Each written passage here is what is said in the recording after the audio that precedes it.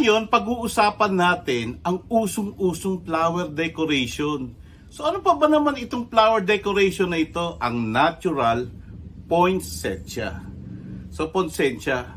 Pero very challenging ang pag-aalaga ng poinsettia flower.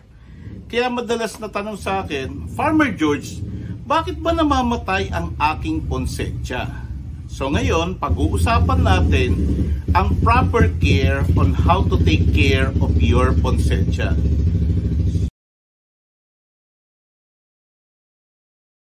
Tips, no? The first is water the poinsettia whenever the soil feels dry or normally twice a week. Yun ang first natin, no? So ito, yan, didiligan natin siya.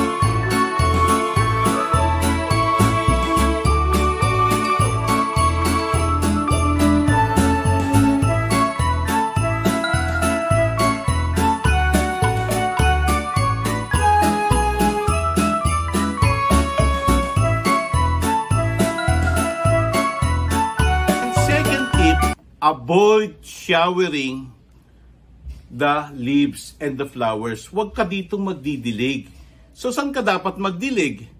Dapat just water the soil only. Ito. So, yan ka lang. Yan lang sa lupa lang, no? Kung makita mo, pagdidilig, sa lupa lang, huwag mong didiligan dito. Kasi yan ang cause ng pagdadry o pagdidilaw ng dahon. Kasi ayaw ng poinsettia na didiligan ng tubig. Kaya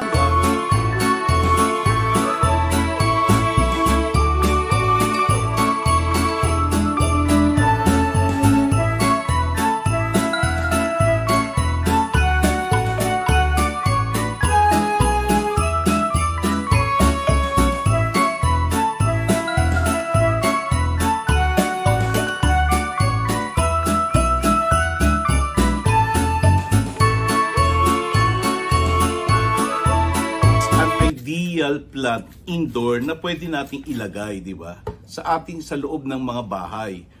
Or third tip, kung ilalagay mo siya sa outdoor, kailangan nasa shaded area siya. So katulad nito, kung ilalagay mo siya, nasa shaded area siya. So anong shaded area? Dapat may mga halaman na nagsishade sa kanya, like itong monstera natin, deliciosa. Nasa ilalim siya ng mga puno o ng iba pang mga halaman.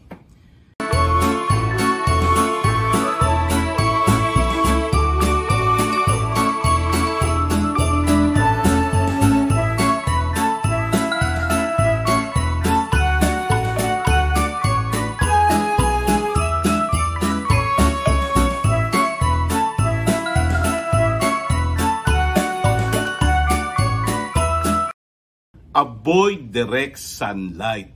Huwag mo siyang ilalagay dun sa maaraw. Diba? Dapat siya ilalagay dito sa maaraw. Dito ang araw, wag dito. Kinakailangan ilalagay mo siya sa semi-shaded. Ayun nga. Kasi pag direct sunlight, malamang masunog yung mga dahon. Very sensitive. Ang mga dahon niya.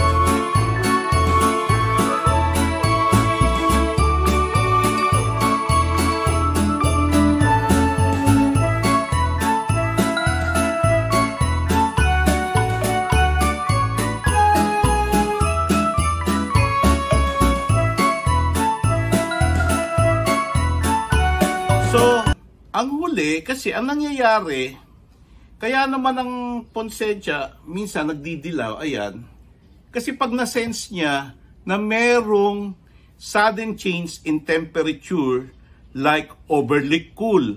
So, sa halimbawa, dati room temperature siya, tas bigla mo siyang ipinasok sa aircon na malamig, ayun, magkakaroon ng sudden change, maapektuhan siya kasi nase-sense niya. So, pwedeng ilagay mo siya sa cool area pero dapat na may maintain na yung coolness.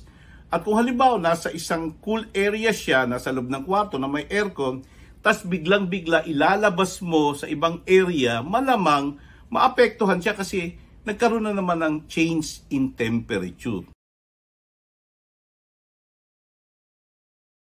At ang panghuli, lagi yung tatandaan na ang poinsettia flower, like any other flower, hindi pang matagalan yan.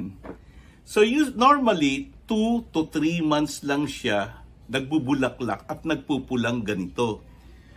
At usually, pag dumating na ang January or February, unti-unti na magpapalit na siya ng dahon. So yung pula, unti-unti malalanta siya at magiging green. So finally, magiging green na siya. So mga March, summer days, green na uli siya. Babalik siya sa pagiging green. Pero hindi naman siya namamatay. Lalo na kung naalagaan nyo. Lalo na ito puno na. No? Usually puno na itong poinsettia. Ibig sabihin, ang sanga nito ay matibay na. So basta lagi mo lang aalagaan na wag masusok ng water. Lalo na pag tag-ulan, itago mo na siya sa loob ng bahay mo. Or sa isang shaded area na hindi tuluyang mababasa. Remember, ang ayaw ng poinsettia yung nababasa ang kanyang mga dahon. Ngayon, normally na maglalagas ang dahon nito on the summer days, pero pagbalik na naman ng September, ayan. So, kunin mo na uli siya, at dahil buhay naman siya, ang mangyayari dito, ilagay mo siya sa isang lugar na madilim. So, halos gabi, kasi ang gusto nito yung parang madilim eh. Di ba kapag dating ng bare months, mas mahaba ang gabi, mas maraming madilim na panahon. Yun ang gusto niya.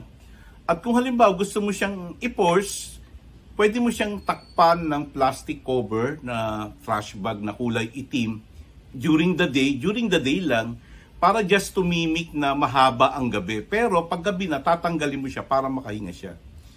So, yan ang 5 tips namin. So ngayon, after hearing the tips, ready ka nang mag-alaga ng sarili mong poinsettia.